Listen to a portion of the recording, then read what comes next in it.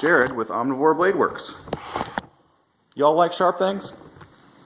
It's March 7th, and I have been threatening to make a new revision to the Lotor knife that I used to make. I did one batch.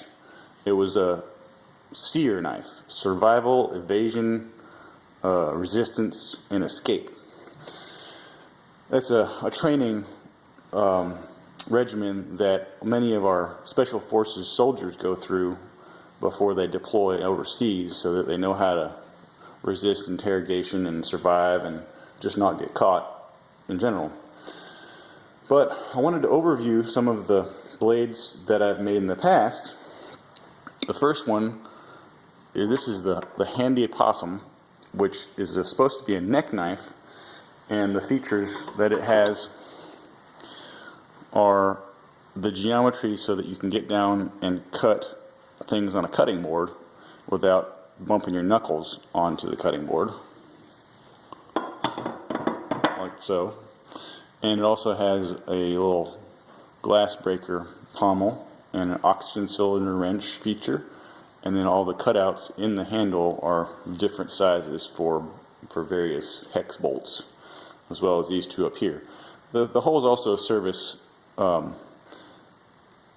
the possibility of lashing this to a pole and using it as a little spearhead. The cutout in the head, in the blade. What's that noise? I know what that is. The cutout in the blade gives you the retention in the sheath.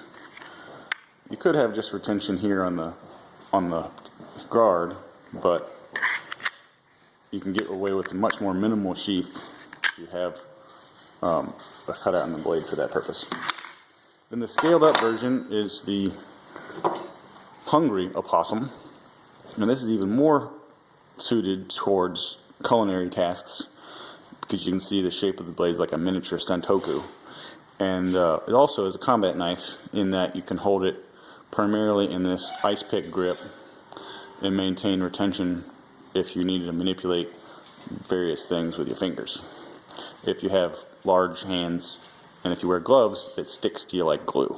This is the thick version at a full 1/4 inch 1095, but I've got some in 1/8 inch AEBL as well. Then the next step up is the Archimagirus, which means chef in Greek or Latin. And this is the version with the hole in the blade. And haven't really had a chance to test this much because this one's the low carbon steel, so it's not worth a damn. And then this is some heat treated blank in the AEBL version. And I'm trying to figure out ergonomically I have a couple of these pieces with my cousin who's a chef, and he's testing it out. So let's see if he has an input regarding the final profile geometry of that grip. Then the new Lotor, the idea is to have the ability to have a knife that can chop and that can cut rope and cordage, and also be used in a combative scenario as well as do bushcrafting chores. That's why you have a little baton shelf here.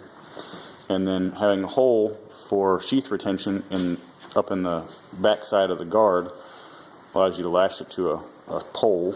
And then a little finger notch here actually gives you kind of a handgun feel when you're holding it in this type of position. So you have a nice forward pushing action if you need to whittle without touching the guard, and also maintaining the width that you need for culinary tasks. And then the pommel can probably do this hidden tang version with a welded steel pommel, and then maybe do a full tang version as well.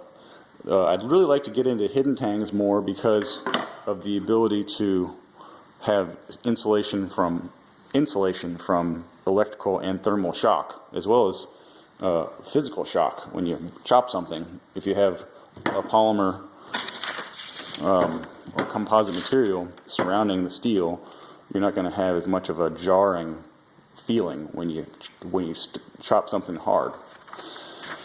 So this would be the boar Lotor for the full-sized hand person, and then I'm going to also design a slightly smaller version that's going to be called the sow.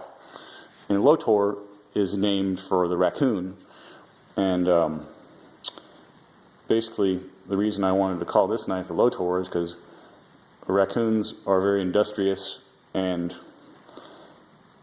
are good at causing trouble for people, and that's what you would do if you were in a sear type of scenario in behind enemy lines or something. So this is a troublemaker knife, and but it's also very industrious. If you have thoughts about this, please leave a comment, and if you'd like to order one, the first batch I'm going to make something similar to this, if not exactly this, in 3/16 inch thick CPM 3V tool steel, and most likely we'll have these plasma vapor coated with a black finish, because I want the maximum sharpness and corrosion protection for this blade, because it's going to be deployed who knows where. The serration design will be something that I experiment with before I make them, and I'm thinking about having some larger ones towards the rear and then some finer ones towards the front, so you can start a cut, and then as you pull through it, it gets a little easier before you dump into this baton shelf zone. Of course, if you're interested in any of the other blades in my culinary series, this is actually going to be a real culinary blade pattern with a covered up tank, sort of Japanese looking. Let me know. I have quite a few of these blanks that are hardened already in AEBL for the Archimagirius, and I can modify them or grind them however you like. And I'd love to get some of these out in the world so they can be tested, and of course I'm going to plan on making something of a new handy opossum in AEBL in the future, which will be much more in keeping with this design. Probably the similar or the same handle, but without any of these features. So it'll be more of an actual kitchen work knife. It's great for a paring or just doing anything. This one's titanium, anodized purple. Anyway, food for thought. Procyon Lotor boar model, then the sow model will be smaller, and then the piglet might be a little not piglet. What am I talking about? A kit. The kit will be the little child of the boar and the sow, and it'll be more of a bushcrafter knife that's also in 3/16 3V. And I'm going to be drawing those things up, and that'll be in the next batch. And hopefully I'll get some finished product out there, and then we can all have a great time. Omnivore Blade Works, Jared. I just shaved my beard, even though I still have wild hair, but gonna get back to work now. See you next time.